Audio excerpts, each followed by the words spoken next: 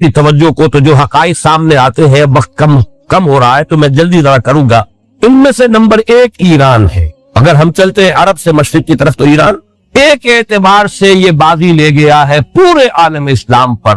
ان کے مذہبی عقائد، ان کی فقہ سے ہمیں جو اختلاف ہے وہ ہے اپنی جگہ پر ہے۔ آپ کو معلوم ہے میرے بارے میں کسی کو اشتباہ نہیں ہو سکتا اس اعتبار سے۔ میری جس درجے دشمنی رکھی گئی ہے، جس طرح میرے سر کا جو ہے مطالبہ ہوتا تھا، 2 ہی آدمی تھے پاکستان میں کہ جن کے سر مانگے گئے، ایک کراچی کے وہ شاہ ولی الدین صاحب اور ایک نے، تو اس حوالے سے وہ اپنی جگہ پر اختلاف ہے، لیکن اس حقیقت کا اعتراف کیے بغیر نہیں رہا جا سکتا۔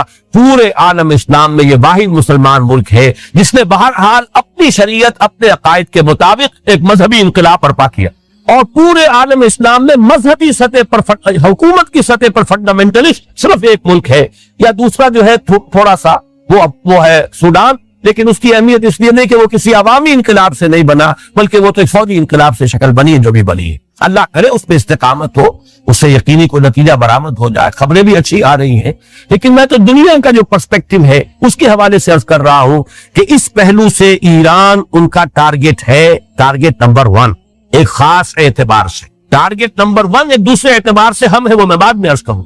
چونکہ حکومت کی سطح پر فنڈامنٹلزم ہے اور وہ آیا ہے ایک عوامی انقلاب کے نتیجے پہ، پھر ان کے پاس تیل کی دولت ہے، اس کے خلاف اکنامک سینکشنز بھی ہو جائے تو اگر لیبیا کھڑا ہو سکتا ہے تو بہرحال وہ بھی کھڑا ہو سکتا ہے، اور نقشہ وہ دنیا کو دکھا چکا ہے کہ لڑا دے ممولے کو شہباز، یہ نقشہ بھی اس نے دکھا دیا۔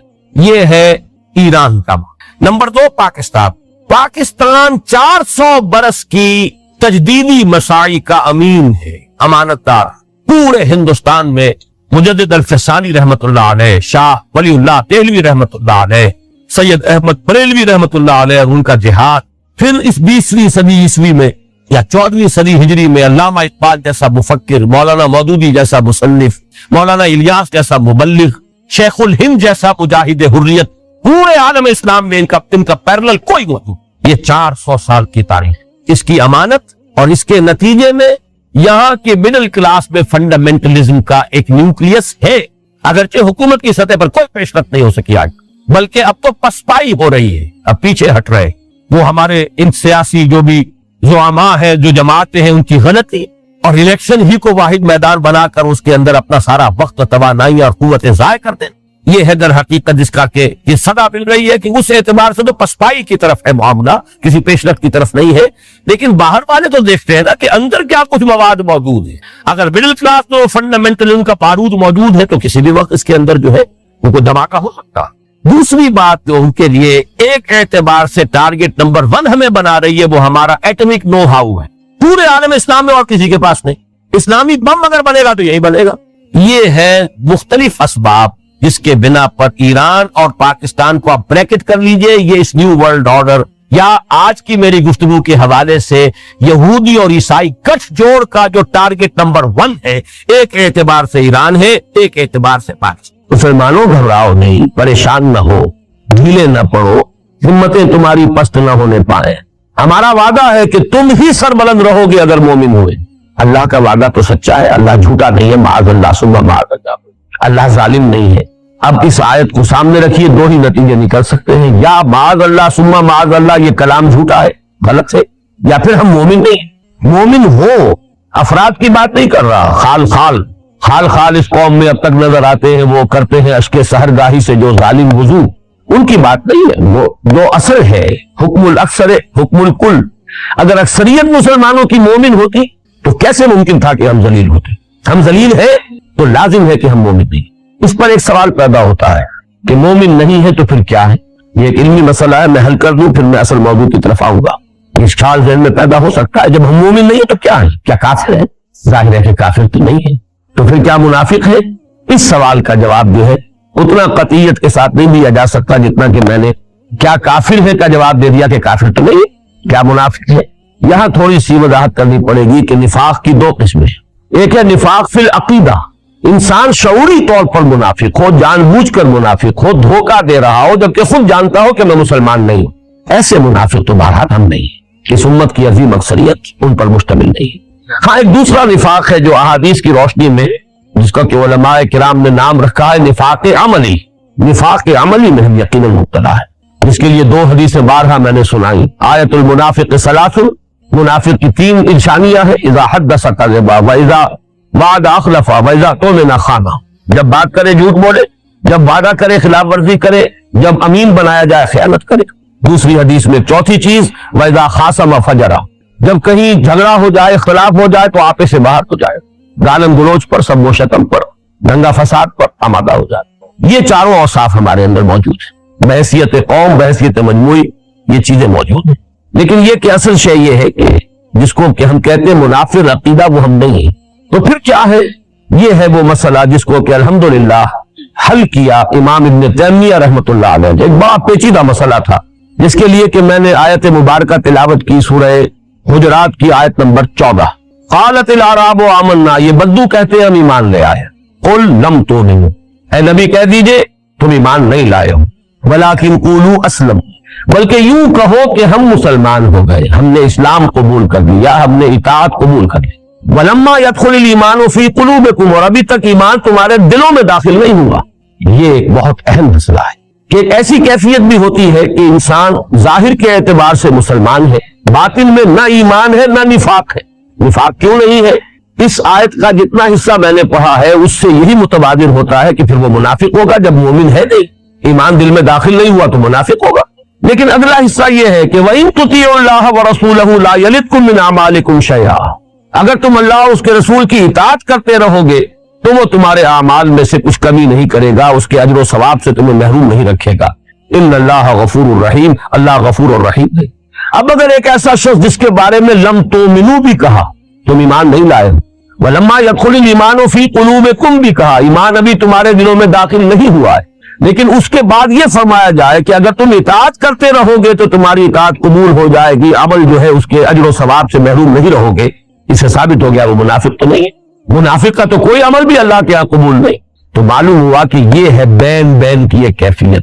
ہمارے بہت سے حضرات کو اس آیت کا مفہوم یہی سمجھ میں آیا کہ یہ منافق ہے. امام ابن تیمیہ نے اس کو واضح کیا ہے، کتاب الایمان ان کی بڑی مشہور کتاب ہے.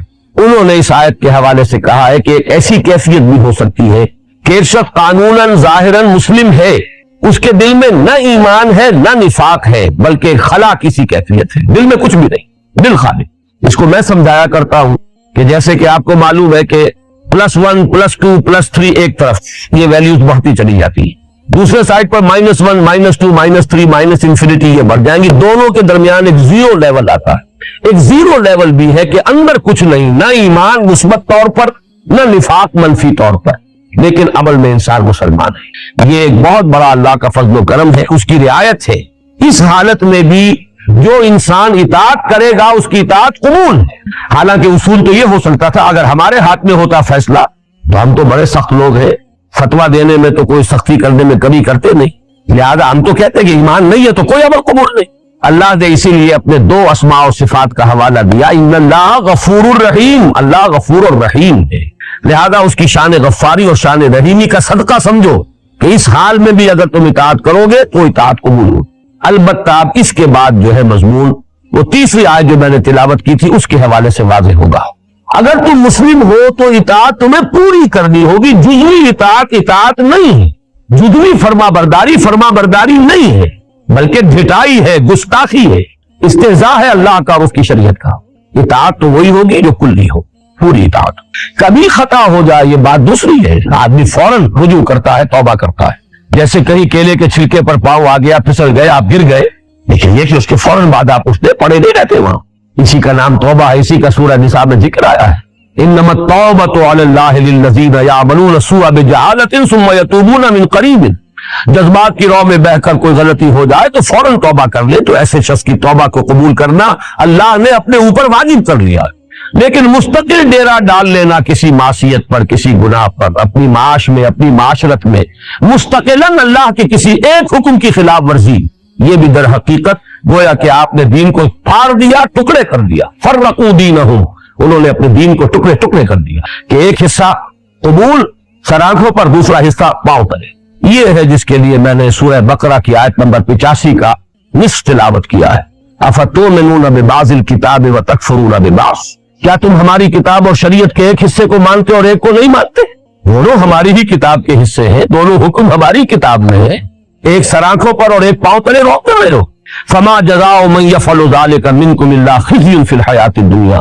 تو جو کوئی بھی تم میں سے یہ طرز عمل اختیار کرے گا کہ دین کا کوئی حکم قبول اور کوئی حکم رد کر دیا جائے، اس کی کوئی سزا اس کے سوا نہیں ہے الا خزي في الحیات الدنیا، کہ دنیا کی زندگی میں انہیں ذلیل و خوار کر دیا جائے. وَيَوْمَ الْقِيَامَةِ يُرَدُّونَ إِلَىٰ أَشَدِّ الْعَذَابِ، اور قیامت کے دن شدید ترین عذاب میں جھونک دیا جائے. یہاں وہ لفظ آ گیا خزیٌ، ذلت رسوائی ہے آج جو ذلیل کہ کل تک نہ تھی پسند. گستاخی فرشتہ ہماری جناب اس لیے ذلیل ہے کہ جو دیندار ہے وہ بھی پورے کے پورے دین کے اوپر عمل کرنے کو تیار نہیں.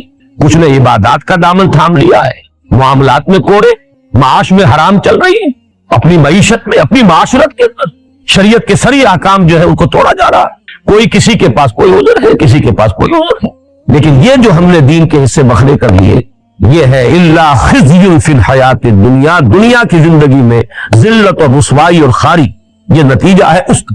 اور قیامت کے دن جو کچھ ہونا ہے اللہ تعالیٰ معاف فرمائے. اس آیت سے تو ثابت ہو رہا ہے کہ جو بدترین کافر ہیں ان سے بھی زیادہ شدید عذاب ان لوگوں کو، اشد العذاب، جنہیں عربی کی شد بدھ بھی ہے وہ بھی جانتے ہیں. یہ افعل التفضیل کا صیغہ ہے، یہ کمپیریٹیو ڈگری نہیں، یہ سپرلیٹیو ڈگری ہے. ایڈجیکٹیوز کی وہ جو 3 فارمز ہوتی ہیں یہ تو سپرلیٹیو. اشد العذاب، عذاب کی شدید ترین صورت جو ہے اس کے اندر جھونکے جائیں گے وہ لوگ جو دین کو اس طریقے سے تقسیم کر لیں کہ ایک حصہ قبول ایک حصہ رد.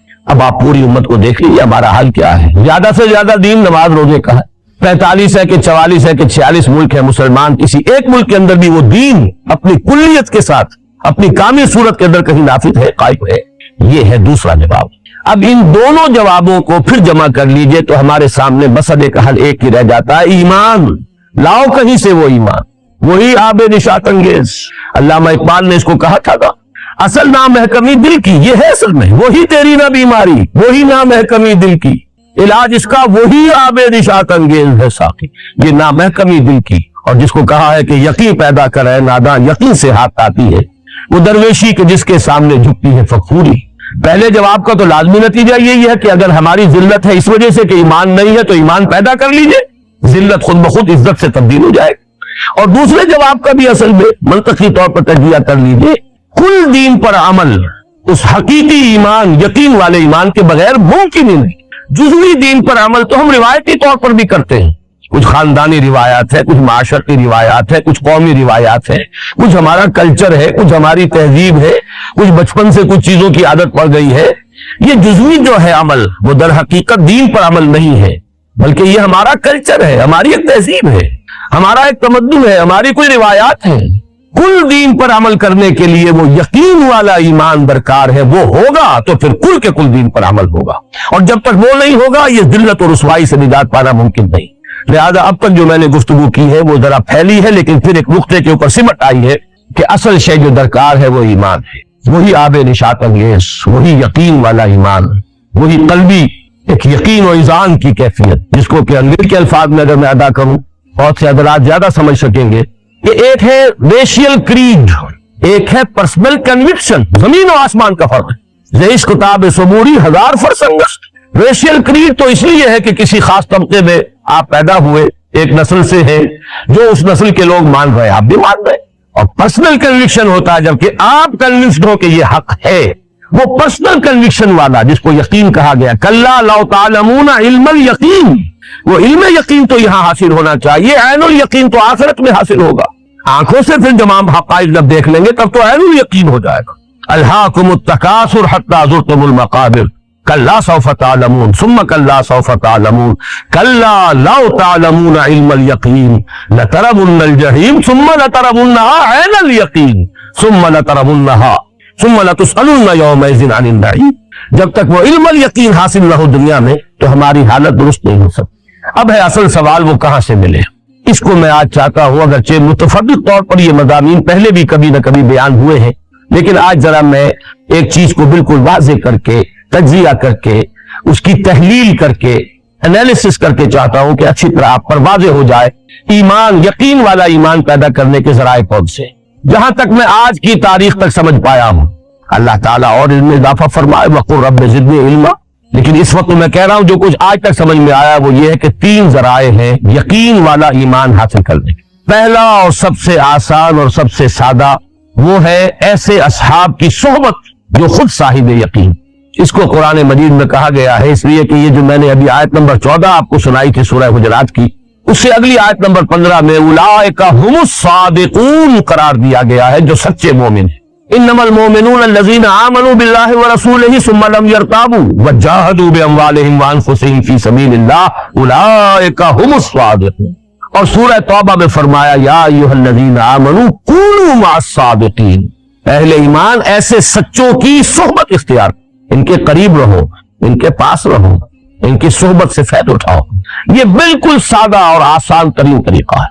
اور اس کا کیا انالیسس کیجئے، اس کا کیا ہے موڈس آپرینڈائی کیا ہے، کیسے ہوتا ہے. سیدھا سا فینومینن ہے، فزیکل فینومینن ہے. آگ کی بھٹی کے آگے بیٹھیے، حرارت آپ تک پہنچ جائے گی. برف کی سیل کے قریب ہوں گے، ٹھنڈ آپ تک آ جائے گی. اسی طرح کوئی شخص جس کے اندر، جس کا قلب جو ہے ایمان کی دہکتی ہوئی بھٹی ہو، کیسے ممکن ہے کہ آپ اس کے قریب ہو اور آپ میں ایمان سرایت نہ کرے؟ Just impossible. وہ تو ہوگا. اس کے چینلز ہم نہیں دیکھ سکتے، انویزیبل چینلز ہیں. دل را بدل رہے، دل کا دل سے ایک راستہ ہے. آج کل ہم دنیا میں جانتے ہیں ESP، ایکسٹرا سینسری پرسیپشن. تو کوئی ایکسٹرا سینسری کمیونیکیشن بھی ہے، دل سے دل کو بات پہنچتی ہے. کوئی زبان نہ ہو، کوئی الفاظ نہ ادا کیے جا رہے ہیں، کچھ نہ ہو. اور یہ تو دل را بدل رہیس، یہ تو خیر فارسی کا مقولہ ہے. حدیث نبوی کی طرف اشارہ کر رہا ہوں. حضور نے فرمایا اللہ کے کچھ بندے ایسے بھی ہوتے ہیں کہ جن کو دیکھ کر اللہ یاد آ جاتا ہے. اذا رؤوا ذکر اللہ، جب ان کو دیکھا جائے اللہ یاد. میں نے اس مرتبہ پہلی مرتبہ ریاض میں اپنی گفتگو میں یہ بات عرض کی کہ میں حیران تھا. قرآن مجید میں مجھے یہ تو نظر آیا کہ کائنات کا ذرہ ذرہ اللہ کی نشانی ہے. آسمان، زمین، سورج، چاند، ہواؤں کا چلنا. ان فی خلق السماوات والارض واختلاف اللیل والنہار والفلک التي تجری فی البحر بما ينفع الناس وما انزل الله من السماء من ماء فاحیا به الارض بعد موتها وبث فيها من دابة وتصریف الرياح والسحاب المسخر بین السماء والارض لآیات لقوم یعقلون. لیکن کسی انسان کے آیت اللہ ہونے کا تصور قرآن مجید سے مجھے نہیں ملا. تو میں حیران ہوتا تھا ایرانیوں پر کہ آیت اللہ کیسے کہتے ہیں. لیکن پھر میرا ذہن منتقل ہوا، وہ جنہیں آیت اللہ کہتے ہیں وہ آیت اللہ ہے یا نہیں، اس سے علیحدہ بحث ہے، وہ معاملہ علیحدہ ہے. لیکن آیت اللہ ہو سکتا ہے. جب حدیث کہہ رہی ہے نشانی کا کام یہی تو ہے کہ اس کو دیکھ کر کوئی اور یاد آ جائے. یہی تو نشانی کا فنکشن ہے. اذا رؤوا ذکر اللہ، جب ان کو دیکھا جائے تو اللہ یاد آ جائے. تو یہ لوگ، اور یہ ذہن میں رکھیے وعدہ ہے، یہ حضور صلی اللہ علیہ وسلم کی دی ہوئی خبر ہے. لا تزال فی امتی طائفۃ قائمین علی الحق، دنیا ایسے لوگوں سے خالی کبھی نہیں ہو. تو آسان ترین راستہ تو یہ ہے ان کی صحبت، ان کا قرب. اور اس کو اس اعتبار سے بھی نوٹ کر لیجئے، صحابہ کرام کے ایمان کو جو تمام اہل ایمان کے ایمان سے افضل سمجھا جاتا ہے، تو اگرچہ دو اگلے ٹیرس جو میں بیان کروں گا وہ بھی ان کو حاصل تھے، اس سے بھی انہوں نے ایمان حاصل کیا ہے، قسم کیا ہے. لیکن یہ کہ ان کی خصوصی فضیلت اسی بنیاد پر ہے کہ وہ جو سب سے زیادہ دہکتی ہوئی بھٹی تھی ایمان کی، ایمان مجسم محمد الرسول اللہ صلی اللہ علیہ وسلم، ان کی صحبت انہیں حاصل کی. لہذا ان کے اس قرب سے اور ان کے ان صحبت سے جو ایمان انہیں حاصل ہوا ہے وہ کسی بھی غیر صحابی کو، صحابہ کے بعد کے دور کے کسی بڑے سے بڑے ولی کو بھی وہ ایمان حاصل نہیں ہو سکتا. اور یہ اہل سنت کا مجمع علیہ عقیدہ ہے کہ ادنا سے ادنا صحابی کا ایمان بعد میں بڑے سے بڑے ولی، اللہ کے بڑے سے بڑے یعنی قریب قرب رکھنے والے بندے کے ایمان سے بھی افضل. ایک ذریعہ تو یہ ہے، لیکن انالیسس کیجئے تو یہاں ایک سوال باقی رہ جاتا ہے. ایسے صاحب یقین جو صرف صاحب یقین نہیں، صاحب مجاہدہ اور صاحب جہاد بھی ہو، اس لیے کہ ڈیفینیشن وہی رکھی ہے سامنے. صرف وہ نہیں کہ جو صرف مراقبے ہی کرتے رہ جائیں ساری عمر، بلکہ وہ وجاہدوا فی سبیل اللہ باموالہم وانفسہم. وہ ایمان ہے حقیقی ایمان. انما المؤمنون الذین آمنوا باللہ ورسولہ ثم لم یرتابوا وجاہدوا باموالہم وانفسہم فی سبیل اللہ اولئک هم الصادقون. ایسے صادق مل جائیں، ان کی صحبت اختیار کر لی جائے، ایمان حاصل ہو جائے گا. بڑا ہی آسان نسخہ ہے. لیکن خود وہ کہاں سے آئیں گے؟ نبوت کا دروازہ تو بند ہو چکا، اب ان کو بھی تو پیدا کرنا ہوگا کہیں اسی دنیا میں. لہذا یہ بات تو ظاہر ہو گئی کہ اگر وہ مل جائے تو بڑی آسانی حاصل ہو جائے گی. ان سے ایمان حاصل کیا جا سکتا ہے، ان کے قرب سے، ان کی صحبت سے. وہ خود کہاں سے آئیں گے؟ اس سوال کو باقی رکھیے ذہن میں، وہ آگے حل ہوگا. دوسرا ذریعہ ایمان کا وہ ہے عمل. اس کو میں نے کئی مرتبہ واضح کیا ہے. یہ دو طرفہ پروسیس ہے، دو طرفہ عمل ہے.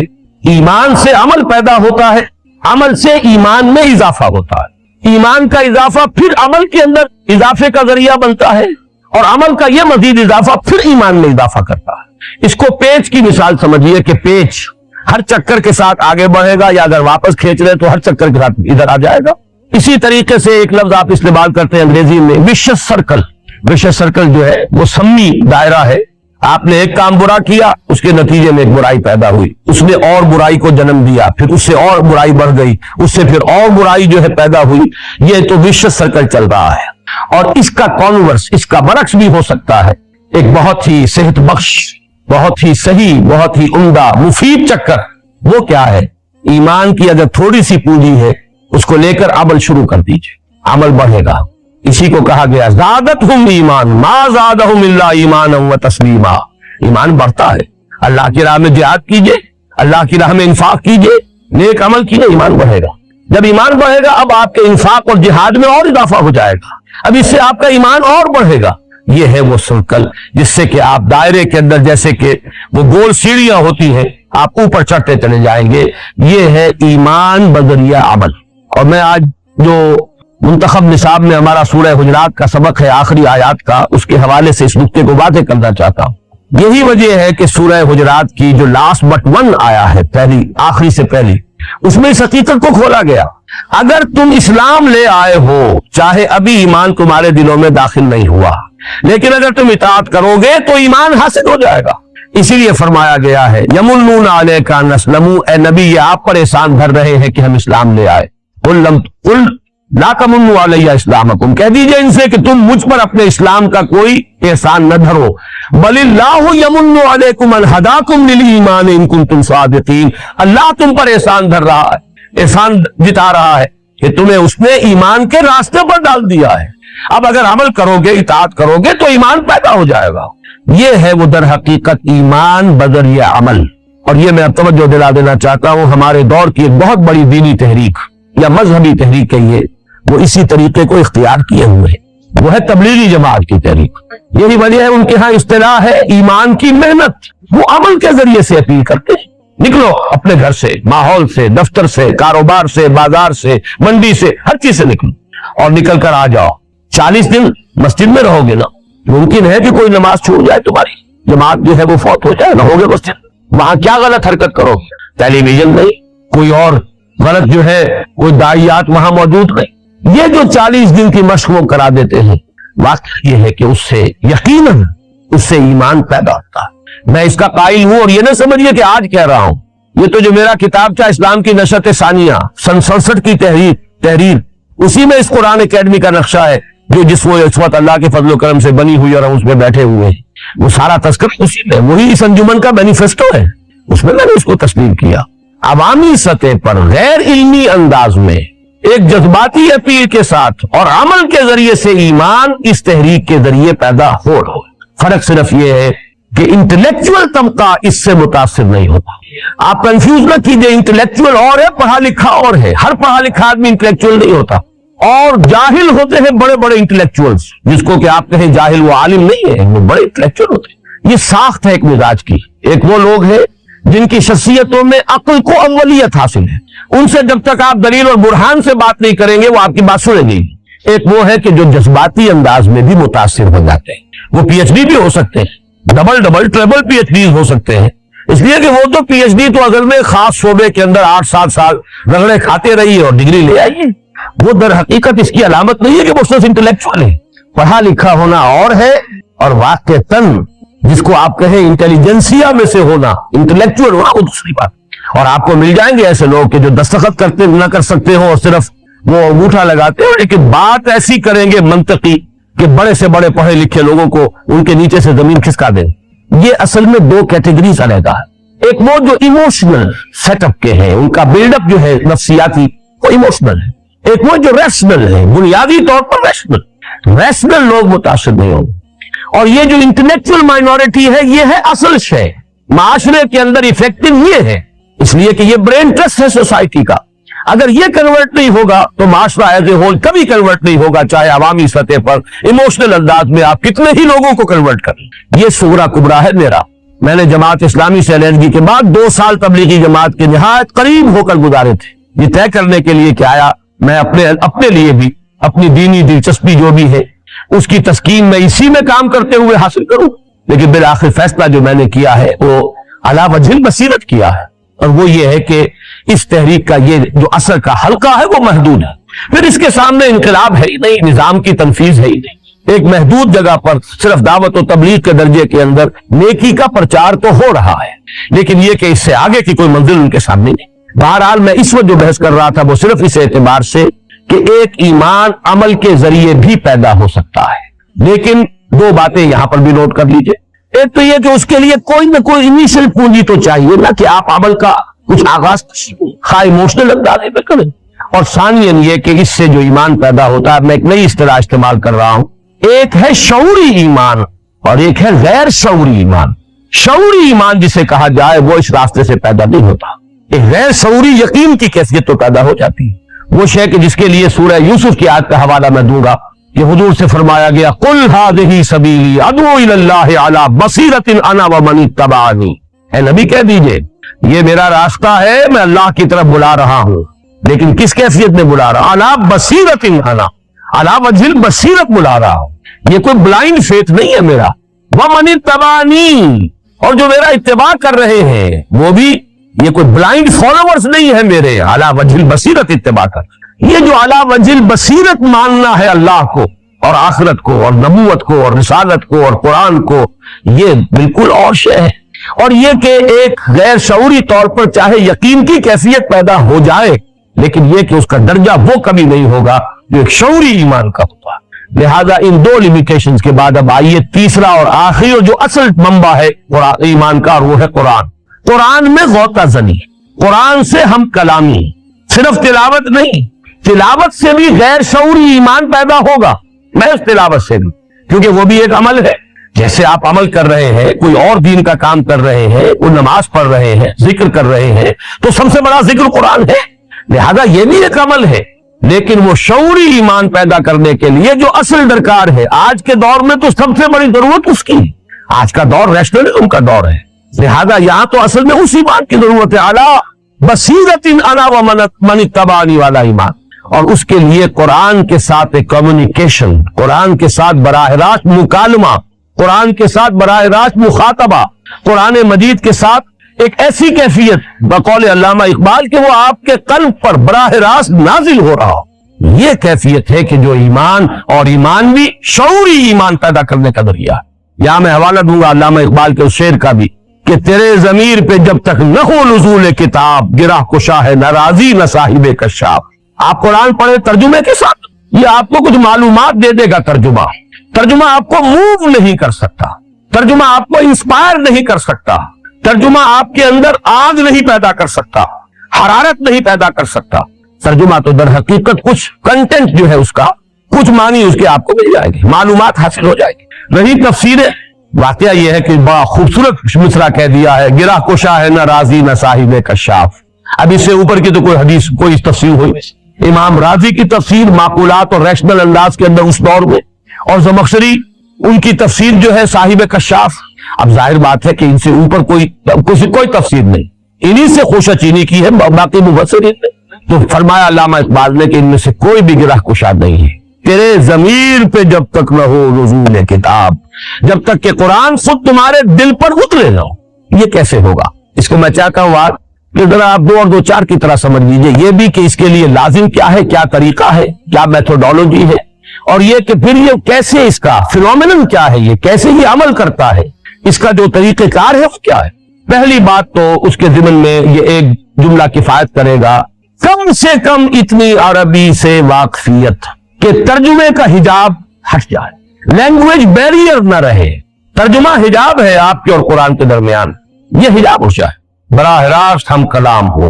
مجھے عبداللہ ابن مبارک رحمہ اللہ کا قول یاد آ گیا، میں نے بارہا بیان کیا ہے، بہت سے حضرات کے علم میں ہوگا، یہ تبع تابعین کے دور کی شخصیت ہے، بڑے درویش، بزرگ اور مجاہد۔ انہوں نے طے کیا ہوا تھا 6 مہینے ہر سال کے وہ محاذ جنگ پر جو بھی جہاد ہو رہا تھا اس میں لگاتے تھے 6 مہینے گھر پر، لیکن اس 6 مہینے کے دوران بھی لوگوں سے ملتے جلتے نہیں تھے، مسجد گئے، نماز پڑھی اور گھر آ گئے۔ کسی نے ایک روز پوچھ لیا، اے عبداللہ آپ کی طبیعت اکتاتی نہیں تنہائی سے؟ آپ ملتے جلتے نہیں، ہنستے بولتے نہیں لوگوں سے، بس نماز پڑھی مسجد میں اور آ گئے؟ بڑا خوبصورت جواب تھا ان کا. تم مجھے تنہا سمجھتے ہو؟ میں تنہا نہیں ہوں، بلکہ شعر یاد آ گیا ہے مجھے اکبر الہ آبادی کا، پہلے وہ سن لیں. دیوانہ چمن کی سیرے نہیں ہے تنہا، عالم ہے ان گلوں میں، پھولوں میں بستیاں ہیں. میں چمن میں جاتا ہوں تو میں تنہا نہیں ہوتا، یہ تو ایک ایک پھول کے اندر ایک عالم ہے. دیوانہ چمن کی سیرے نہیں ہے تنہا، عالم ہے اس چمن میں، پھولوں میں بستیاں ہیں. بہرحال انہوں نے جو جواب دیا وہ یہ تھا، میں جب قرآن پڑھتا ہوں تو اللہ سے ہم کلام ہوتا ہوں، جب حدیث پڑھتا ہوں تو صحبت نبوی سے فیضیاب ہوتا ہوں، تو مجھے تنہا سمجھ. قرآن سے ہم کلام ہونا، یا کم سے کم قرآن کو موقع دیجئے کہ وہ آپ سے ہم کلام ہو. ایک تو یہ کہ آپ قرآن سے ہم کلام ہو، آپ اپنے مسائل پیش تو کیجئے قرآن کے سامنے، غوطہ زنی کیجئے، پھر جواب دیجئے، اس سے ملے گا جواب آپ کو. حضرت علی کی وہ روایت میں نے بارہا سنائی ہے، فرماتے ہیں کہ حضور نے ارشاد فرمایا انہا ستکون فتنۃ، ان قریب ایک بہت بڑا فتنہ رونما ہوگا. فرماتے حضرت علی کہ میں نے سوال کیا مل مخرج منہا یا رسول اللہ، اے اللہ کے رسول اس فتنے سے نکلنے کا راستہ کون سا ہوگا؟ سب کو جواب ارشاد فرمایا ہے کتاب اللہ فیہ خبر ما قبلکم و نبأ ما بعدکم و حکم ما بینکم. فتنے سے بچانے والی اور نکالنے والی ایک ہی شے ہے، وہ اللہ کی کتاب ہے. اس میں تم سے پہلوں کے بھی حالات ہیں، تمہارے بعد کے لوگوں کی بھی بعد کی خبریں بھی موجود ہیں، تلاش تو کرو. اور تمہارے مابین جتنے اختلافات پیدا ہوں گے ان کا حل موجود، تلاش کرنا ہے. جس کو اقبال نے تعبیر کیا ہے قرآن میں ہو غوطہ زن اے مرد مسلمان، غوطہ زنی درکار ہے. یہ جان لیجئے کہ قرآن سے ہم کلام ہو یہ تو اعلیٰ درجہ ہے. جیسے حدیث جبرائیل میں آیا ہے کہ احسان کی دو تعبیریں کی گئی، ان تعبد اللہ کانک تراہ فإن لم تکن تراہ فإنہ یراک. اصل تو مطلوب یہ ہے کہ تم اللہ کی بندگی ایسے کرو اور اس کے لیے ایسے بھاگ دوڑ کرو. وَأَن تَعْمَلَ لِلَّهِ كَأَنَّكَ تَرَاهُ فَإِن لَّمْ تَكُن تَرَاهُ فَإِنَّهُ يَرَاكَ، کہ جیسے کہ تم اسے دیکھ رہے ہو، اور اگر تم نہیں دیکھ رہے تو وہ تو دیکھ رہا ہے تمہیں. کم سے کم یہ استحضار تو رہے. میں نے ابھی غور کیا کہ اسی طرح کے الفاظ میری زبان سے نکل گئے ہیں کہ اول تو آپ خود قرآن سے ہم کلام ہو، ورنہ اسے تو موقع دے کہ وہ آپ سے بات، اور اسے موقع اسی وقت ملے گا جب آپ کے اور اس کے درمیان لینگویج بیریئر نہ ہو. زبان یار من ترکی و من ترکی نمی دانو.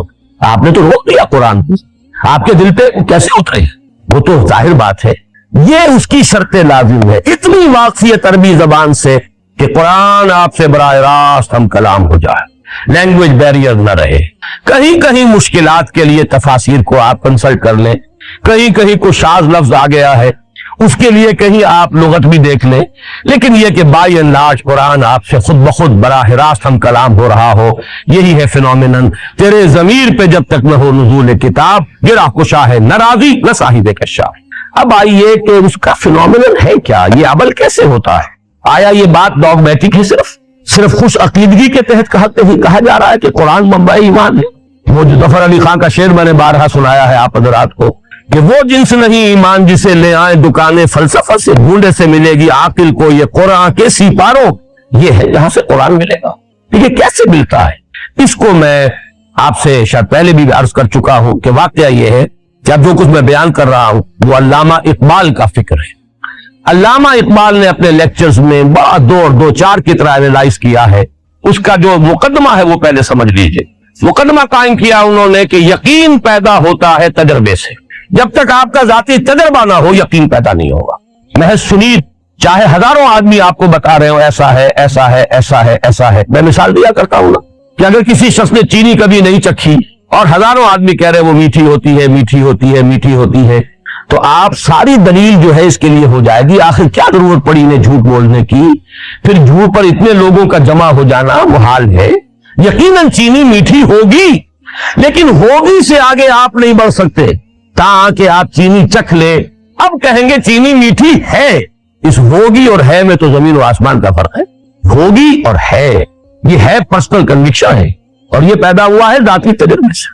It's your own experience. اب لاکھ لوگ کہیں میٹھی نہیں ہے، آپ کہتے ہیں میں مان ہی نہیں سکتا، میں نے خود چکھی ہے. وہ مجھے فارسی کا مصرع یاد آ گیا، لذت ای بادہ نہ دانی بخدا تا نہ چشی. اس شراب کی لذت تمہیں جان ہی نہیں سکتے تم جب تک کہ خود نہ چکھو. تو چکھنے سے معلوم ہوا کہ میٹھی ہے. یہ صغرا ہوا. علامہ اقبال کے استدلال کا صغرا یہ ہے. کبرا کیا ہے؟ تجربہ صرف ظاہری اور خارجی نہیں ہوتا، تجربہ باطنی بھی ہوتا ہے. یہ ہے انتہائی پیاری بات. यूं समझिए कि आबे ज़र से लिखे जाने वाली बात, सोने में तोली जाने वाली बात। बस यहां से अब वो जो तजर्बा है, खारजी तजर्बा, जिस पर मेटीरियलिज्म और इंपेरिसिज्म और ये तमाम जितने इज्म है जो कि मादियत के ऊपर मबनी है, उनका रास्ता जुदा हो जाता है जब वो सिर्फ तजर्बे को महदूद करते हैं। तजर्बा खारजी, एक्सटर्नल सेंस ऑर्गन्स के जरिए से जो कुछ हमें एक्सपीरियंस हासिल हुआ उस पर यकीन होता चला जा रहा। इकबाल ने जो बात कही कि एक तजर्बा बातनी भी होता है, अंदर कोई चीज बताती है कि ये है असल शय।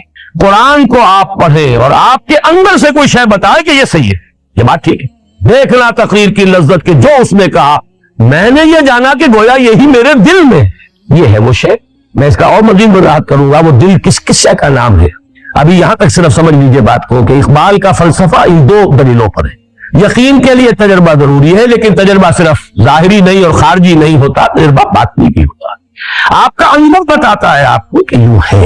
ये जो शय है, कुरान को पढ़ते हुए जब कुरान आपसे हम कलाम हो, अगर आपको अंदर से गवाही मिले कि ये सही है, वो है वो बातनी तजर्बा, जिसको हम यूं कह सकते हैं कि कोई सिंपैथेटिक वाइब्रेशन आप में पैदा हुई है। कुरान ने आपके शख्सियत के किसी बातनी तार को छेड़ा है। ये अल्फाज ज़बान पर आए तो मुझे माहिर साहब का शेर याद आ गया। ऐसे कुछ तार भी है साज़े हकीकत में नेहा, छू सकेगा न जिन्हें ज़ख्म मिज़राब हवास। ये हवास जो है हमारे, जो एक्सटर्नल सेंस ऑर्गन है, बाद हकीकत के तार ऐसे भी हैं जिनको ये हवास नहीं छू सकते। ये कुछ और शय उन्हें छूती है, उन्हें हरकत में लाती है, उससे नगमा निकलता है। वो जो है ऐसे कुछ तार भी हैं साज़े हकीकत में नेहा, छू सकेगा ना जिन्हें ज़ख्म मिज़राब हवास। वो तार है जिसको अब मैं तज्जिया करके बता रहा हूं। वो शय क्या है? वो है आपकी वो रूह जिसने आपको इंसान बनाया है। वो रूह मलकूती, वो डिवाइन स्पार्क, वो आपका रूहानी वजूद, जिसका मम्मा, जिसका मस्कन दिल है। ये है जिसका एहसास है, एहसास बात की है। ये रूह देखती भी है। कुरान मजीद कहता है ना, फ़इन्नहा ला तामल अब्सार वलाकिन तामल कुलूबुल लती फ़िस सुदूर। आंखें अंधी नहीं हुई थी अबू जहल की और अबू लहब की, दिल अंधा हो गया। ये दिल का अंधा होना क्या है? दिल देखता है, यानी रूह देखती है। दिल सुनता है, यानी रूह सुनती है। और दिल का एहसास है, परसेप्शन है दिल की। वो है दर हकीकत वो जो उसका इंटरनल, उसका तजर्बा है। आपका दिल गवाही देता है, यानी आपकी रूह वजद में आती है कुरान को पढ़कर। एक बुजुर्ग है उग्गी में, वो बहुत ही सादा अंदाज में बात किया करते हैं। बड़ी प्यारी बात एक दफा उन्होंने कही कि कुरान और हमारी रूह ये एक ही गांव के रहने वाले हैं, पहचानते हैं एक दूसरे को। रूह कहां से आई? ये सलूना का रूह पूरी रूह में अमरे रब्बी। और ये कुरान कहां से आया? इस कुरान का मम्मा भी वही है जो हमारी फितरत का मम्मा है। फितरतुल्लाहिल्लती फतरन्नास अलैहा, वो रूह जो हमें फूकी गई है उसको अल्लाह ने कहा है मिन रूही फइज़ा सव्वैतुहु व नफ़ख़्तु फ़ीहि मिन रूही फ़क़ऊ लहू साजिदीन। जब मैं इस आदम को तैयार कर लूं, तख्लीक मुकम्मल कर दूं, नोक पलक सवार दूं। सूरह हिज्र में भी ये आयत आई है इन्हीं अल्फाज में, और सूरह स्वाद में भी आई, फइज़ा सव्वैतुहु व नफ़ख़्तु फ़ीहि मिन रूही फ़क़ऊ लहू साजिदीन। अपनी रूह में से फूंक दूं तो गिर पड़ना इसके सामने सजदे। वो रूह है हमारे अंदर, और ये रूह वजद में आती है। कुरान इस पर नाजिल होता है, वो वजद में आती है। ये वजद है, वो कैफियत। इसी को मैंने, चूंकि इमाम इब्न तैमिया का नाम आज आया है, उनके शागिर्द रशीद हाफिज इब्न क़य्यम रहमहुल्लाह, उनकी एक किताब है अल फवाइद, छोटे छोटे शज़रात हैं। मुफक्किरीन जो है उनकी एक तस्नीफी कैफियत ये भी होती है, एक तो ये कि एक मुकम्मल किताब का नक्शा बनाकर उसके अबवाब और उसकी बहसें, और एक ये किसी वक्त कोई ख्याल आ गया, किसी वक्त कोई और ख्याल आ गया, तो एक तरह से शज़रात से बन जाते हैं। तो अल फवाइद हाफिज इब्न क़य्यम की एक ऐसी किताब है कि कुरान को पढ़ते हुए मुख्तलिफ औकात में जो कैफियत वारिद हुई है उन्होंने अलग-अलग, वो उसका कोई बाहमी रब्त नहीं है। वो अल फवाइद, उसमें एक जो है उसमें लिखते हैं अल्लाह के कुछ बंदे ऐसे भी हैं जो कुरान को पढ़ते हैं तो यूं महसूस करते हैं कि वो मुसहफ से नहीं पढ़ रहे, बल्कि कुरान उनके लौहे कल्ब पर दर्ज है, वहां से पढ़ रहे। इतनी हम आहंगी होती है उनके फिक्र, उनकी सोच, उनके एहसास, उनकी बातनी कैफियत, उनकी रूहानी वारिदात उसमें, और जो कुछ कुरान कह रहा है, इतनी हम आहंगी होती है, ऐसी सिंपैथेटिक वाइब्रेशन होती है कुरान को पढ़ते हुए कि फिर उनको वो यकीन कामिल हासिल होता है कि जो मेरी फितरत का मंबा है वही इस कलाम का मंबा है। और फितरत का मंबा कौन है? फितरतुल्लाहिल्लती फतरन्नास अलैहा, वही इस कलाम का मुतकल्लिम है। یہ فینومینل ہے، یہ طریقہ ہے جس سے قرآن اب ایک شعوری ایمان آپ کو عطا کرے گا۔ یہ ایمان اندھا بہرا نہیں ہوگا، یہ کانشس لیول کے اوپر ہوگا، آپ کے تھاٹ لیول پر ہوگا، آپ کی فکری سطح پر ہوگا۔ یہ قرآن آپ کی ہستی کے ان اندر کے تار جو ہیں، چھپے ہوئے تار جو حواس کی گرفت سے باہر ہیں، ان کو جنبش میں لائے گا، اس سے وہ نغمہ ملکوتی جو ہے وہ ظاہر ہوگا۔ اور اسی کو میں نے، جیسا کہ آپ حضرات کے علم میں ہے، سورہ نور کا جو رکوع ہے آیات نور والا، اس کے دروس میں اسی بات کو واضح کیا کہ ایمان جس شے کا نام ہے وہ نور ہے، اور یہ نور دو نوروں سے مل کر وجود میں آتا ہے، دو نوروں کے امتزاج سے۔ نور علی نور، ایک نور نور فطرت ہے، یعنی نور روح جو اندر موجود ہے، ایک نور نور وحی ہے، قرآن پاک جو اس کے سامنے آتا ہے۔ اگر یہ دونوں چیزوں کی ہم آہنگی ہو جائے، اگر وہ لینگویج بیریئر ہٹ گیا ہو، نیت صاف ہو، طلب ہدایت ہو، اور اب یہ لینگویج بیریئر بھی نہیں ہے، ہم کلامی ہے، مخاطبہ ہے اللہ کے ساتھ اور قرآن کے ساتھ، یا کم سے کم قرآن مجید کو اپنے دل تک پہنچنے کے لیے کوئی راستے میں رکاوٹ آپ نے باقی نہیں چھوڑی ہے، تو اب آپ کو ایسی ہم آہنگی محسوس ہوگی، یہ دونوں نور جمع ہو جائیں گے۔ نور علی نور یہدی اللہ لنورہ من یشاء ویضرب اللہ الامثال للناس واللہ بکل شیء علیم۔ یہ ہے اصل راستہ۔ اللہ تعالیٰ نے حضور پر بھی صلی اللہ علیہ وسلم قرآن نازل فرمایا تو سورہ حدید کی ابھی آیت نمبر 9 ہے غالباً، جہاں جھنجھوڑا گیا مسلمانوں کو، گویا کہ مجھ سے اور آپ سے خطاب ہے۔ یہ تو آیت نمبر 7 میں ہے۔ کیا ہو گیا تمہیں مسلمانوں؟ کیوں ایمان پختہ نہیں رکھتے؟ یہ ڈھلمل یقین، یہ شکوک و شبہات والا ایمان، یہ ہوگا والا ایمان، یہ ہے والا ایمان کیوں حاصل نہیں ہو رہا تم؟ وَمَا لَكُمْ لَا تُؤْمِنُونَ بِاللَّهِ وَالرَّسُولُ يَدْعُوكُمْ لِتُؤْمِنُوا بِرَبِّكُمْ وَقَدْ أَخَذَ مِيثَاقَكُمْ إِن كُنتُم مُؤْمِنِينَ۔ اس کے بعد فرمایا هُوَ الَّذِي يُنَزِّلُ عَلَىٰ عَبْدِهِ آيَاتٍ بَيِّنَاتٍ لِيُخْرِجَكُم مِّنَ الظُّلُمَاتِ إِلَى النُّورِ وَإِنَّ اللَّهَ بِكُمْ لَرَءُوفٌ رَحِيمٌ۔ وہی تو ہے اللہ جو اپنے بندے پر صلی اللہ علیہ وسلم یہ آیات بینات نازل فرما رہا ہے تاکہ نکالے تمہیں اندھیروں سے روشنی کی طرف۔ کفر کا اندھیرا، شرک کا اندھیرا، الحاد کا اندھیرا، مادہ پرستی کا اندھیرا، خواہشات کا اندھیرا، جذبات کا اندھیرا، ان ہزار اندھیروں سے نکال کر نور ایمان میں لانے والی شے آیات بینات ہے اس قرآن حکیم کی۔ یہ ہے اصل منبع، یہ ہے سرچشمہ۔ صحابہ کرام کے دلوں میں بھی حضور نے ایمان اس ذریعے سے پیدا کیا ہے۔ یتلو علیہم آیاتہ ویزکیہم ویعلمہم الکتاب والحکمہ۔ باقی اس پر مزید جس کو آپ کہیں گے بونس انہیں حاصل ہوا ہے، وہ صحبت محمدی صلی اللہ علیہ وسلم۔ وہ بونس اب کسی کو حاصل نہیں ہو سکتا۔ البتہ یہ کلام پاک تو ہے، یہ تو حضور دے کر گئے ہیں۔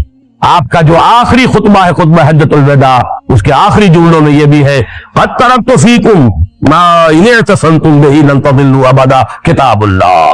لوگوں دیکھو میں جا رہا ہوں لیکن تمہیں بے یار و مددگار چھوڑ کر نہیں جا رہا۔ چھوڑ دی ہے میں نے تم میں وہ شے، چھوڑ کر جا رہا ہوں، دے کر جا رہا ہوں وہ شے کہ اگر اسے مضبوطی سے تھامے رکھو گے کبھی گمراہ نہیں ہوگے۔ اور وہ اللہ کی کتاب جس کے بارے میں اس حدیث میں آیا فیہ خبر ما قبلکم ونبأ ما بعدکم وحکم ما بینکم وہو ذکر الحکیم وہو الصراط المستقیم وہو حبل اللہ المتین۔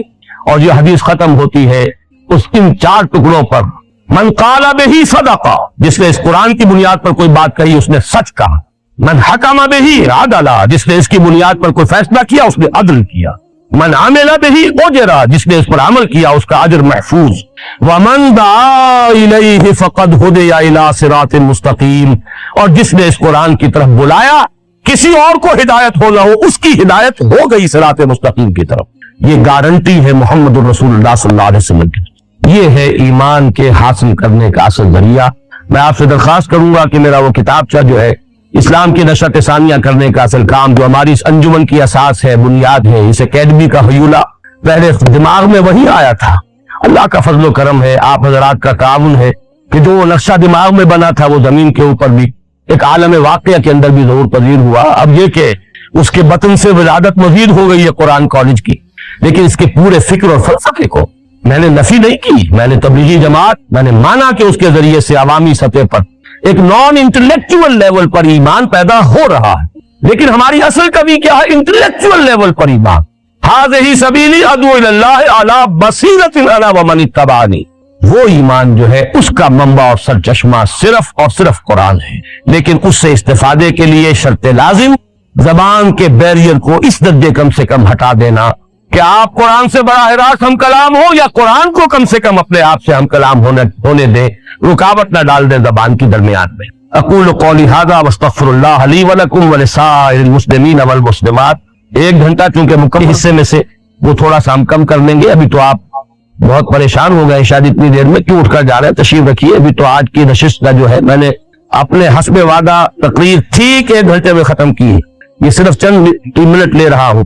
جو حالات اس وقت ہیں شرق اوسط کے، عالم اسلام کا قلب، عالم عرب کا قلب جتنے خطرناک اندھیروں کے اندر اور جتنے زبردست جو خطرات ہیں ان سے دوچار ہے. میں یہ نظم جو سن 52 میں نے شائع کی تھی عظم میں عرشی بھوپالی صاحب کی سنا رہا ہوں. آج مسجد میں سنائی تھی. بہت سے احباب ایسے ہیں یہاں جو وہاں نہیں تھے. ایٹمی طاقتوں کے سائے میں امن کے بج رہے ہیں نقارے، موت کے دیوتا کے جبڑوں سے مل رہا ہے حیات کا پیغام. دونوں جانب سے آج ایٹم بم دھمکیاں دے رہا ہے انسان کو. منڈیوں کے سفید بیوپاری سرد بازاریوں سے گھبرا کر کارخانے نئے سجاتے ہیں، ڈھیر فولاد کے لگاتے ہیں. یہ سارا اسلحہ سازی کی سب سے بڑی صنعت جو ہے اسلحہ سازی کی صنعت، اور سب سے زیادہ جو ہے تھرڈ ورلڈ سے جو پیسے جو ہے کھینچے جا رہے ہیں وہ در حقیقت اسی ذریعے سے کھینچے جا رہے ہیں. یہ درندے خدا کی دھرتی کو، کوریا کی غریب بستی کو ناگاساکی بنا کے چھوڑیں گے، ہیروشیما بنا کے چھوڑیں گے. یہ ریاض میں جب میں گفتگو کر رہا تھا 2-3 دن قبل، تب مجھے یہ اچانک یہ شعر یاد آئے تھے کہ بین ہی وہ بات جو عرشی بھوپالی نے کہی تھی کوریا کے بارے میں، اب شاید وہ اس عرب علاقے کے اندر وہ بات جو ہے بالکل ایک واقعہ کا روپ دھار کر سامنے آئے گی. اس کے بعد جو چند جو اس کے اندر آئے ہیں مصرے وہ آپ سے مخاطب ہو کر کہے گئے. ساتھیوں مشعلوں کو تیز کرو. یہ مشعل تو قرآن کی ہے جو ہمارے پاس ہے، ہم نے تو بجھا رکھا ہے اسے. ہم نے نہ اس سے خود اپنے باطن کو مستنیر کیا، نہ دنیا تک اس کا نور پر پہنچنے دیا. خزانے کا سانپ بن کر بیٹھ گئے. جنہوں نے بھی کچھ ہمت کی ہے، جو بھی کچھ آگے بڑھے ہیں، جنہوں نے کچھ تعاون کیا ہے، جنہوں نے کچھ اس سلسلے میں وقت لگایا ہے، جنہوں نے کچھ عربی سیکھنے کی کوشش کی ہے، جنہوں نے کچھ اپنا وقت جو ہے اس کی قربانی دے کر کچھ استعداد فراہم کی ہے، جو کچھ اس دعوت اور درس و تدریس قرآن کا کام کر رہے ہیں، وہ سب سنے اس مصرے کو کہ اپنی جد و جہد کو تیز سے تیز تر کرو. ڈاکٹر نسیم الدین صاحب نے مجھ سے اجازت مانگی 2-3 منٹ کی. میں سمجھتا ہوں کہ یہی بات وہ کہنا چاہتے ہیں جو میں کہہ رہا ہوں کہ عمل کے اوپر ابھارا جائے. ساتھیوں مشعلوں کو تیز کرو. جنگ بازوں کا ملک گیروں کا قافلہ تیز گام ہے کتنا. جنگ بازوں کا ملک گیروں کا، موت کے سر پھرے نقیموں کا قافلہ تیز گام ہے کتنا. یہ ڈسٹرکشن کے جو مبلغ ہیں وہ کتنے تیزی کے ساتھ آگے جا رہے ہیں. تباہی جو ہے نوع انسانی کی، اور وہ نوع انسانی والی بات اب سمٹ کر امت مسلمہ پر آ گئی. عالم اسلام کا قلب اب اس کی زد میں ہے. اگر وہ کیمیاوی ہتھیار استعمال کیے عراق میں تو مریں گے کون؟ وہ تو پوری بستیاں، پورے شہر، جیسے 4000 کرد جو ہے ایک بم تھا جس سے کہ وہ ہلاک ہو گئے، کوئی متنفذ نہیں بچا. اور آج بھی میں بتایا ہوں، پہلے بھی بتایا تھا کہ بعض احادیث میں یہ روایت ہے مولانا حامد میاں رحمۃ اللہ علیہ کی کہ ایک عظیم جنگ کا جو نقشہ کھینچا گیا بعض احادیث میں، اس کی ہولناکی اور تباہ ناکی کا ذکر ان الفاظ میں کیا گیا ہے کہ اتنی اموات ہوں گی کہ ایک پرندہ سینکڑوں میل تک اڑتا ہوا چلا جائے گا اور اسے سوائے لاشوں کے اور کچھ نظر نہیں. ساتھیوں مشعلوں کو تیز کرو. جنگ بازوں کا ملک گیروں کا، موت کے سر پھرے نقیبوں کا قافلہ تیز گام ہے کتنا. اور بھی قافلوں کو تیز کرو. جنگ کے دیوتا کے سینے پر چڑھ کے لہرا دو امن کا پرچم. لیکن وہ امن میں نے آج جمعے میں بھی عرض کیا تھا، امن کہاں سے آئے گا؟ صرف اور صرف ایمان سے. ای الفریقین احق بالامن ان کنتم تعلمون. قرآن مجید میں سورہ انعام میں پہلے سوال کیا اللہ نے، لوگوں اگر جانتے ہو تو بتاؤ دونوں فریقوں میں سے امن کا اصل حقدار کون ہے؟ اور پھر جواب اللہ نے خود برحمت فرمایا، الذین آمنوا ولم یلبسوا ایمانہم بظلم اولئک لہم الامن وہم مہتدون. وہ لوگ جو ایمان لائیں اور پھر اپنے ایمان میں کوئی آلائش شرک کی نہ ہونے دیں، ان کے لیے امن ہے. ایسے لوگ درکار ہیں. پھر وہ ایمان پیدا ہو جائے جس کا لازمی نتیجہ جہاد ہے دین کے غلبے کے لیے. ان صلاتی و نسکی و محیایا و مماتی للہ رب العالمین. اس کیفیت کے ساتھ انسان اپنے آپ کو، اپنے تن من دھن کو وقف کر دے، تب کہیں جا کر شاید اس روئے ارضی کی قسمت بدل جائے، امت مسلمہ کی قسمت بدل جائے. شاید ہماری قسمت بدل جائے، ہمارے حالات میں بہتری کی کوئی شکل پیدا ہو جائے، تو ضرورت ہے جد و جہد کی، کوشش کی، اور جد و جہد کے لیے ضرورت ہے ایمان کی، اور ایمان کا منبع اور سرچشمہ ہے قرآن حکیم۔ اقول قولی ھذا واستغفر اللہ لی ولکم ولسائر المسلمین والمسلمات۔ اب دو صورتیں ہیں، یا تو یہ کہ ہم پہلے نماز پڑھ لیں اور اس کے بعد سوال جواب کی جو ہے ہم نشست رکھ لیں گے، یا یہ ہے کہ اسی وقت پہلے اس حصے کو بھی ہم نپٹا لیں اور پھر نماز پڑھ لیں، جیسا بھی آپ حضرات کی رائے ہو۔ جی پہلے کیا؟ ہاں تو سوالات ٹھیک ہے، سن ہوگا، اصل میں اس پہ سوال نہیں ہے، اس کو تو تبصرہ کہا جائے گا۔ آپ تبصرے کر رہے ہیں، اختلاف کر رہے ہیں، چلیے، لیکن اس میں کم سے کم اختصار سے تو کام لیجیے۔ یعنی ایک صاحب نے یہ فرمایا کہ آپ نے جو آخری بات فرمائی اس سے مجھے کامل اتفاق ہے، پہلی دو باتوں سے اختلاف ہے۔ میں یہ سمجھتا ہوں کہ میری آخری بات سے جسے اتفاق ہو گیا، میرے اصل کام سے تو اسے اتفاق ہو گیا، میں تو اسی کام میں لگا ہوا ہوں، میں نے اپنی زندگی اسی میں لگائی ہے، دعوت رجوع القرآن اور قرآن کا پڑھنا پڑھانا، تعلیم و تعلم قرآن، میں نے اور دوسرے چیزوں کو چھوڑ کر یہ راستہ اختیار کیا، اس سے اختلاف نہیں ہے، فبیہ، اور کیا چاہیے مجھے؟ باقی اختلاف جزوی جو ہے، کسی تحریک سے کوئی اختلاف، میں نے بھی جہاں ان کی وہ تعریف کی اپنے اس کتابچے میں، وہاں اختلاف بھی ظاہر کیا ہے، یہ نہیں ہے کہ میں نے کلیتاً انڈورس کیا ہو، لیکن میں یہ سمجھتا ہوں کہ پہلی بات کا انکار کرنا وہ تو بہت ہی صریح ایسی بات ہے کہ جو میں سمجھتا ہوں کہ ایک صاف حقیقت کا صرف ایک ضد کی بنیاد پہ انکار کرنا ہے، وہ بھی اس وجہ سے کہ چونکہ اس شکل کو بدنام کر دیا گیا ہمارے خاص تصوف کے حلقوں میں، تو تصوف کے حلقوں میں جو چیزیں بدنام ہو گئی ان سب کو چھوڑیں گے تو میں آپ کو یہ بتاتا ہوں کہ ہم نے دین کی کوئی شے نہیں چھوڑی جسے بدنام نہ کر دیا ہو، تو پورے دین کو چھوڑنا پڑے گا۔ کیا حج بدنام نہیں ہو گیا؟ کہا جاتا ہے کہ حج کر کے آنے کا مطلب یہ ہے کہ پچھلے گناہ صاف اب بسر نو، نیا لائسنس لے کر آدمی آتا ہے نئے حرام خوریاں کرنے کے لیے، تو کیا آپ حج کو ساقط کر دیں؟ انسٹیٹیوشن ہمارے کرپٹ ہوئے، اس میں کوئی شک نہیں ہے، لیکن یہ کہ یہ حقیقت کے صحبت سے ایمان پیدا ہوتا ہے، اس کو جھٹلانا تو گویا کہ آفتاب آمد دلیل آفتاب کی نفی کرنا ہے، اور صحابی کا لفظ ہی ہمارے لیے اسی اعتبار سے اسی لفظ صحبت سے تو بنا ہے، اور قرآن سے تو میں نے دلیل دی ہے، کونوا مع الصادقین۔ البتہ وہی میں نے بیان کر دیا تھا وہ صادقین کون ہیں، جن کے اندر وہ ایمان یقین والا بھی ہو، جہاد بھی ان کی زندگی میں موجود۔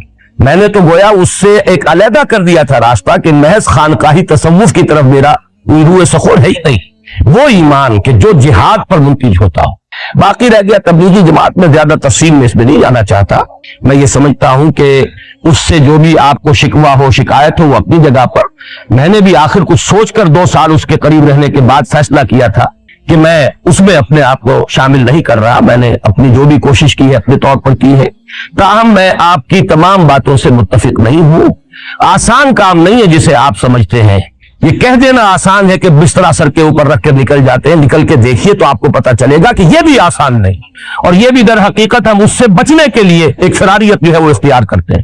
یہ ضرور ہے کہ ہم مانتے ہیں کہ اصل کام ان کے سامنے نہیں ہے، وہ میں نے خود اپنی تقریر میں کہا، اقامت دین، دین کا غلبے کی جد و جہد، میدان میں آ کر باطل کو للکارنا، وہ صرف جو ہے وہ فضائل کی تبلیغ کے ذریعے سے نیکی کا پرچار تو کر رہے ہیں، لیکن یہ ہے کہ منکر نہیں، یعنی منکر جو ہے منظم طریقے سے کرنے کی شکل نہیں کر رہے۔ یہ ساری چیزیں اپنی جگہ۔ جی آپ تشریف، وہ کھڑے ہوئے بہت پہلے سے۔ جی کوٹ کی تھی کہ پورے کو ماننا، قرآن کو جو ضروری ہے، اگر اس کے ایک حصے کو مانیں گے ایک کو نہیں مانیں گے تو پھر وہ وعید ہے، دنیا میں رسوائی، ذلت، اور آخرت میں شدید ترین عذاب۔ تو رضاوہ صاحب کا سوال یہ ہے کہ کیا یہ صرف قرآن پر ہے یا حدیث پر بھی؟ بنیادی بات پہلے یہ نوٹ کر لیجئے کہ قرآن مجید کے بارے میں ہمیں قطعیت کے ساتھ معلوم ہے کہ بسم اللہ کے بے سے لے کر اور سورۃ الناس کے سین تک یہ مکمل محفوظ ہے، اس میں کوئی تحریف نہیں، اس میں کوئی حصہ ضعیف نہیں، اس میں کوئی حصہ قوی نہیں، جبکہ حدیث کے بارے میں کوئی شخص یہ نہیں کہہ سکتا۔ اس کے درجات ہیں، اس میں کوئی مستند ہے پوری طریقے سے، کوئی نہیں ہے، کسی پر جرح ہوئی ہے، کسی کو ضعیف کہا گیا، کسی کو حسن کہا گیا، کسی کو حسن لغیر ہی کہا گیا، کسی کو حسن لذات ہی کہا گیا. یہ درجے بندیاں محدثین نے قائم کی ہیں. لہذا حدیث وہ شے نہیں ہے جس کے ایک ایک حرف کو آپ سمجھے کہ وہ آپ کے لیے لازم ہو گیا. اس میں تو غور کرنا پڑے گا، سوچنا پڑے گا، اس کے اندر تحقیق و تفتیش ہمارے محدثین نے بھی کی ہے، پھر اس سے اخذ اور استنباط کرنا پڑے گا.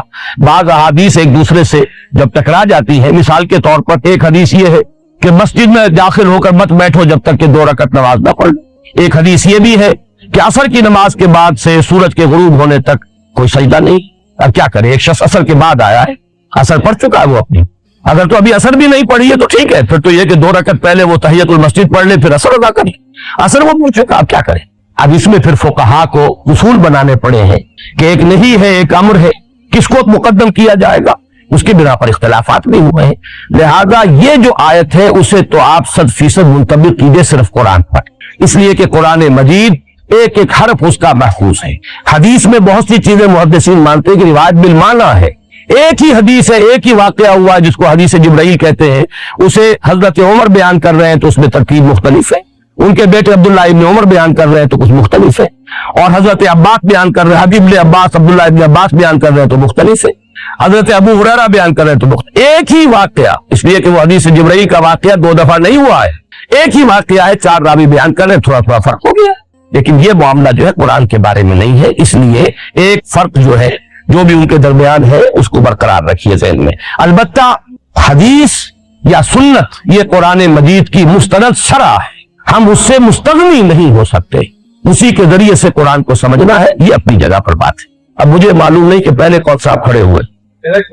باقی یہ ہے کہ بہت سی چیزیں وہ ہوتی ہیں کہ جو آپ کچھ اپنے عقل سے سمجھتے ہیں، کچھ آپ کا دل بتاتا ہے. جیسے بہت سے سوالات کے جواب میں حضور فرما دیا کرتے تھے استفتِ قلبک، جاؤ اپنے دل سے پوچھو، یہ دل تمہیں ٹھیک بتائے گا.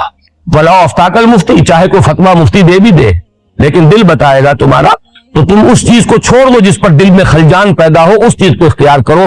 دا ما یریبک الی ما لا یریبک، جس سے دل میں کوئی خلجان نہ اسے اختیار کر.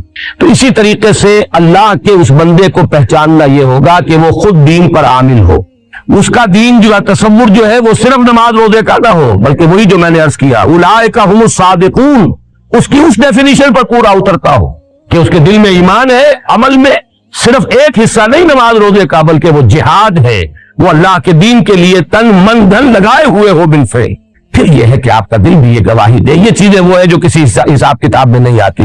ایسے شخص کے قریب جا کر آپ کو اندازہ ہوتا ہے، آپ کا دل بتاتا ہے کہ یہ مخلص ہے یا دکاندار ہے، اس کے اندر جو کچھ ہے حقیقت ہے یا بہروپیہ پن ہے، یہ دل بتائے گا. اس کے لیے آپ کے پاس کوئی جو ہے وہ علامتیں وہ نہیں ہوں گی. ہو سکتا ہے آپ کے سامنے شخص جو ہے وہ پورا لبادہ اوڑھ کر آئے دین کا، لیکن یہ کہ ایک تو اس کا مجموعی طرز عمل بتائے گا، اور نمبر 2 یہ کہ خود آپ کا دل بتائے گا کہ واقعتاً یہ شخص جو ہے یہ واقعتاً اللہ کا بندہ ہے، یا یہ کہ اس نے دین کو دھندا بنایا ہوا ہے. اللہ کا بندہ یا دین کا دھندا، یہ 2 چیزیں جو ہے اس میں فیصلہ انسان کا دل کرتا ہے. جی وہ ہمارے ان ساتھی کا سوال جو ہے ایمان کامل کے اعتبار سے ہے. یہ لفظ ہمارے ہاں بدقسمتی سے بہت استعمال ہوتا ہے اور میں اسے بہت غلط لفظ سمجھتا ہوں. کامل ایمان کس کا ہوگا سوائے انبیاء کا، اور انبیاء کا ایمان بھی کامل اس لیے ہوتا ہے کہ انہیں تو مصادق دیا جاتا ہے. جبرائیل دکھا دیے گئے، جنت دکھا دی گئی، دوزخ دکھا دی گئی، غیب کے پردے ان کے لیے اٹھائے جاتے ہیں، اسے اس عالم کی سیر کرائی جاتی ہے. لہذا ان کا ایمان تو یقیناً قابل ہوگا. کامل ایمان کا لفظ کیسے ہم استعمال کر لیں؟ کامل ایمان تو جیسا کہ میں نے کہا تھا عین الیقین، وہ تو ہمیں قیامت کے دن حاضر ہوگا. کلا لو تعلمون علم الیقین لترون الجحیم ثم لترونها عین الیقین، جب تم دوزخ کو اپنی آنکھوں سے دیکھ لو گے تو تمہیں عین الیقین حاصل ہوگا، وہ ہوگا کامل ایمان. دنیا میں رہتے ہوئے تو ہمیں غیب کے اندر رہتے ہوئے اپنے ایمان کو بڑھاتے رہنے کی کوشش کرنی ہے. ایمان کے اندر اضافہ، ایمان کو بڑھاتے چلے جائیں. اس کے لیے یہ ہے کہ وہ صحبت صاحب یقین، صاحب کردار لوگوں کی صحبت. خربوزے کو دیکھ کر خربوزہ رنگ پکڑتا ہے، یہ تو ایک فزیکل فنومینن ہے، آپ پہ اثرات ہوں گے. صحبت تالے ترا تالے کلر، صحبت سالے ترا سالے کلر. اور قرآن کی میں نے آپ کو آیت سنا دی کونوا مع الصادقین. پھر یہ کہ عمل سے ایمان بڑھتا. قرآن مجید میں سورہ احزاب کا جو ذکر ہے، غزوہ احزاب کا ذکر ہے سورہ احزاب میں، ما زادہم الا ایمانا و تسلیما. وہ لوگ جنہوں نے ثابت قدمی دکھائی اس آزمائش کے موقع پر، اس سے ان کے ایمان میں اور اضافہ ہوتا چلا گیا.